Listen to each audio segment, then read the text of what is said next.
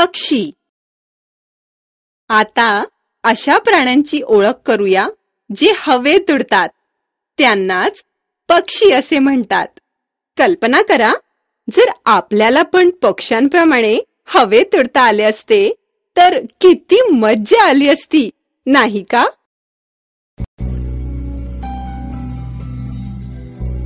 बदक, सुतार पक्षी, कोंबडी, शहामृग, कबूतर, चिमणी, पोपट, गरुड, कावळा, घुबड, मोर,